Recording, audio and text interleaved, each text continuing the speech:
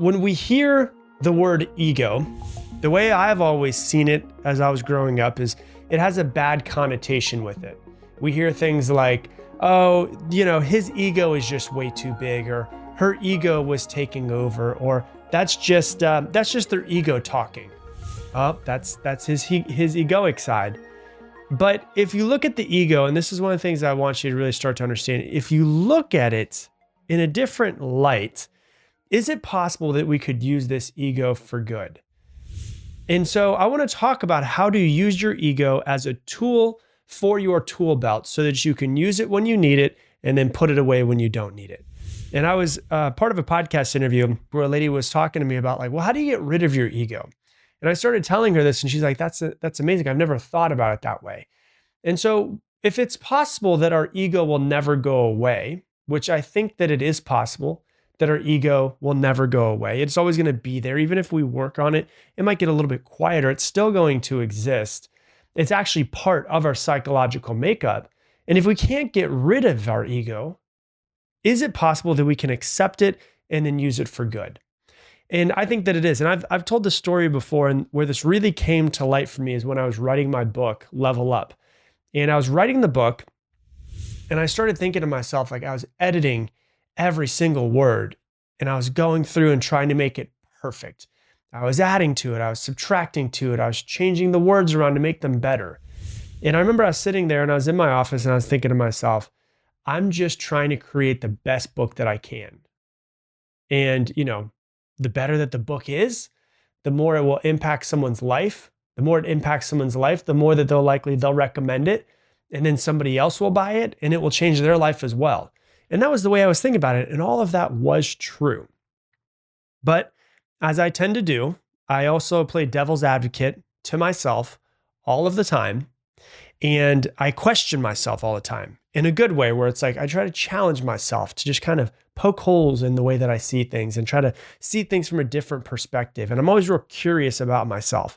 And so I took a step back and I was like, okay, yeah, you do want to write the best book for sure. But you also do want to sell a lot of books.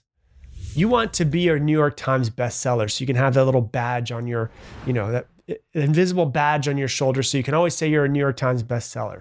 And you know that if a lot of people buy it, if it's a perennial bestseller, you'll make millions of dollars off of it. And so I was playing devil's advocate with myself and I was like, yeah, you do want to write the best book. You do want to help people, but you also do want to be incredibly successful off of this, don't you? I thought about it and I was like, is there anything wrong with wanting that? And I thought about it, I was like, there's nothing wrong with wanting it. There's nothing wrong with either side. Are both of those sides true? And I was like, yeah, they are. And I was like, interesting. So my ego wants to be a New York Times bestseller. It wants to make a bunch of money. It wants to be uber successful off of it.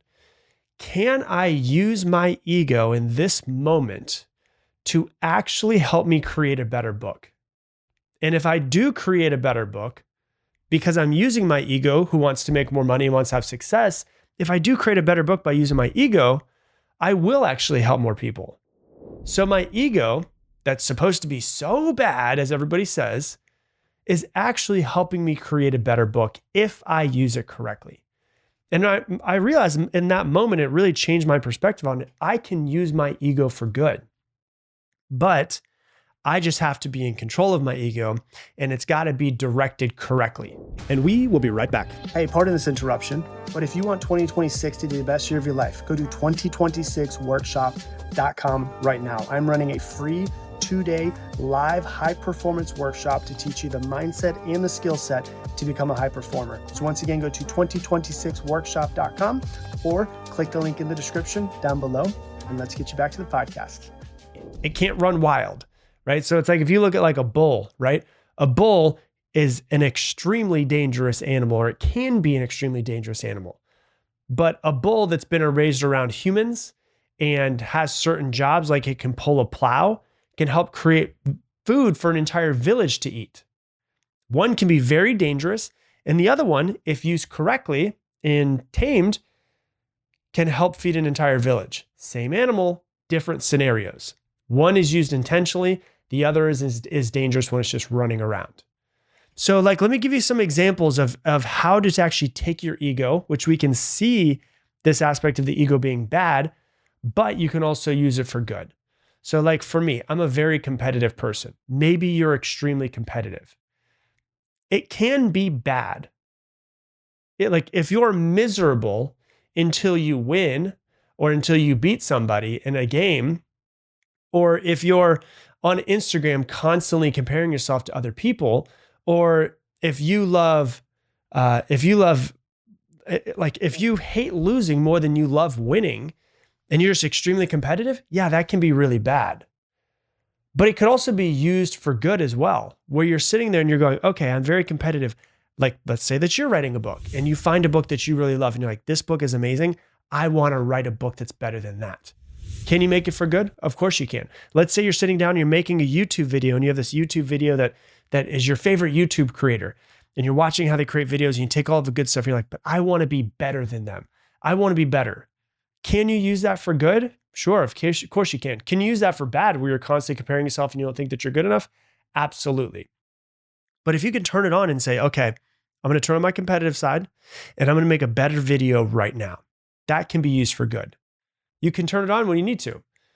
You know, if you're a salesperson and you want to be successful, if you turn your competitive side on when you're trying to compete against all the other people in the office, you can use it for good. You can use it to make more calls, make more money.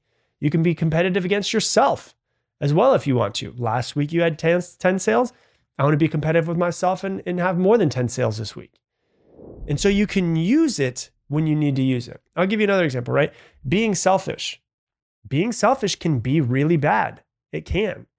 But if you're somebody who's like a lot of people that I talk to that come to me on Instagram or in different programs that I have are people pleasers. People pleasers need to be more selfish. They need to be more selfish with their time. They need to be more selfish with their boundaries. So you can use selfishness and you could, if you have something where you can share and feed somebody and you're being selfish, yeah, that can be a bad thing. But if you're selfish and being selfish because you're a people pleaser and you need to work on your boundaries and need to spend more alone time with yourself, yeah, that can be something that you need that can actually be beneficial. Maybe you just had a kid and your friends all want to hang out, or your business, your company needs more from you, or your boss is asking more from you, but you want to spend more time with your child. That's a good way to be selfish. I'm going to be selfish with my time so I can spend more time with my family. So selfishness, this egoic side of us, can be bad, but it can also be good as well. Let's say you're somebody who's really judgmental. You judge other people a lot. Can that be bad? Absolutely. If you're just judging people and talking trash to them in your head and making everybody seem worse than you and just, beating people up in your head, that judgmental side can definitely be bad. But on the other side of that, can you use your judgment to make better decisions? Well, if you're, in business, using your judgment is a really big thing that you need a lot. If you're thinking about bringing in a business partner, you better be very judgmental. You better go through every single aspect to make sure it's the right person. If somebody wants to invest into your business, or if you're going to invest into another business, you better be using your judgment. So that judgment can be bad, but it can also be good. Let's say that you have the fear of failure. Can the fear of failure be bad? Absolutely. Why? Because most people have the fear of failure and it paralyzes them from taking any action at all.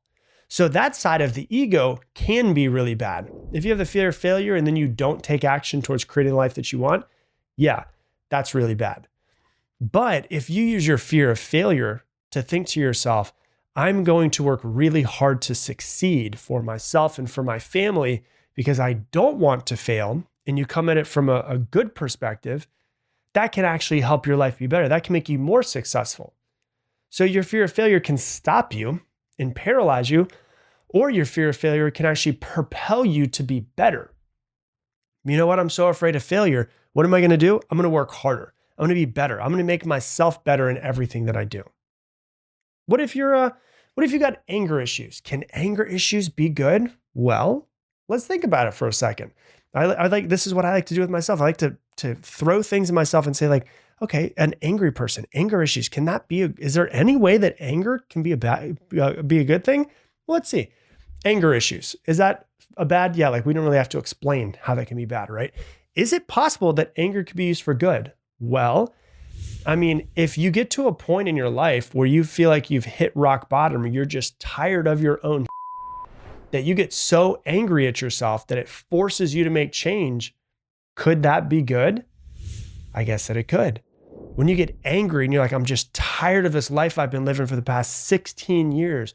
I've been stuck in the same place. I'm tired about the fact that I'm not succeeding at a higher level. I'm not working on myself. You can use that anger the right way if you use it as a catalyst for change. The way I want you to see it is everything in this, I mean, pretty much when you look at like universal truths, like across the entire universe, they're usually paradoxical. Like they're usually like, this is true and it's false at the same time. This is good and this is bad at the same time. It's like all of these things can be bad, but if you use them in the right moment, they can be good. It's like a tool for your tool belt. When you need a nail to go into a wall, a hammer is the best thing to use. Could you use a shoe?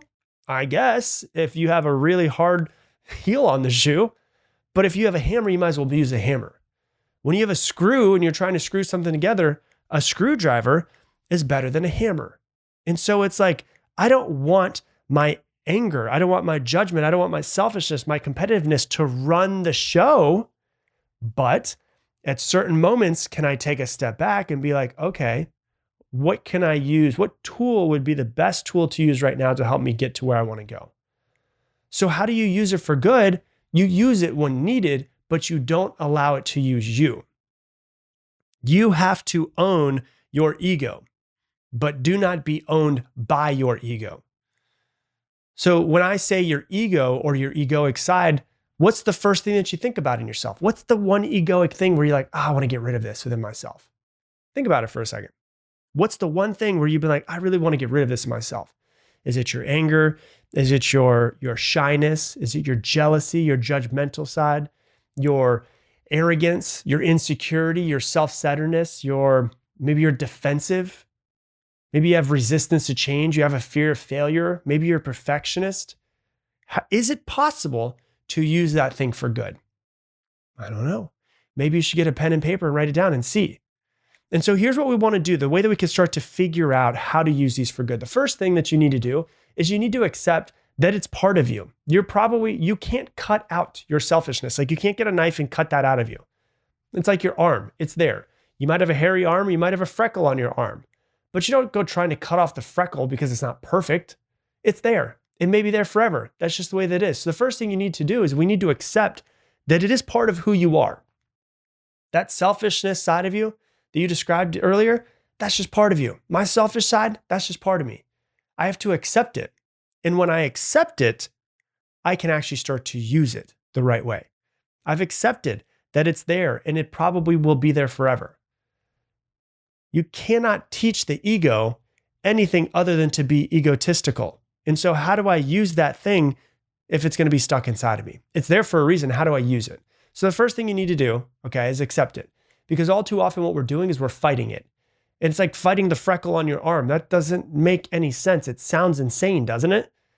It's part of us. Fighting it won't do anything. It'll only stress you out. The first thing you need to do is accept it. The second thing that you need to do is you need to shift your relationship around it. Find the good in it. If it's going to be there, how can you change your relationship with it? Instead of being in this constant battle with this side of your ego, can I change my relationship with it? Can I see that although there has been some bad that's come from judgment, from anger, from ego, from fear of failure, there has been some bad that's come from it. A lot of good has come from it and a lot of good can come from it. Can you find the good that has come from it? Can you take a second to press pause, to close your eyes, and to find the good that has come out of that egoic side of you? Or do you have a pen and paper? Can you put me on pause? Can you journal through what good has my ego created for me or the world? It might be hard to find, but I guarantee you it's there. I guarantee your egoic side, whatever egoic side you're talking about, has been used for good at some point in time. It's hard to find because I'm asking you to look through a different lens than you've probably ever looked through in your entire life when it comes to it. So that's the first thing, and then the second thing as well.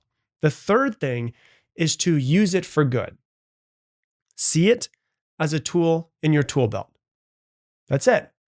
How can you use it for good when you need to? Imagine, like, the way I like to think about it is like, let's say that you have the fear of failure, right? Instead of the fear of failure, imagine that it has a microphone and it's on stage and it just is screaming through the microphone all of the time. Instead of it always being on stage, what would it look like for you to decide, okay, I'm going to steal the microphone from you. I'm going to go ahead and put my confident version of myself on stage. I'm going to give that one the microphone, and the fear of failure, you can sit back for a little while. Right? How can you use this tool as you need to? That's the way you want to think about it. The same way where, like I said, if you need a nail put into a wall, a hammer is the best thing to do so. Same exact thing for your ego. It's a tool in your tool belt, ready to be used intentionally when you need it. You use it, not it uses you. And so what you need to do is you need to accept it ain't going anywhere.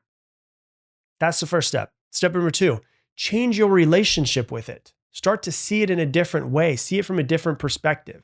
There's almost good in everything in the world. There's almost bad in almost everything in the world. You just have to be able to see all sides of the coin. Change your relationship with it. And the last piece is use it for good when you need to. And this right here is how you use your ego for good, and befriend your ego and use it as a tool in your toolbox. Hey, thanks so much for watching this video. Based off of what you have been watching recently, YouTube thinks this video is the best one for you right now. And if you want to make sure to never miss another video, hit that subscribe button, and I'll see you on the next video.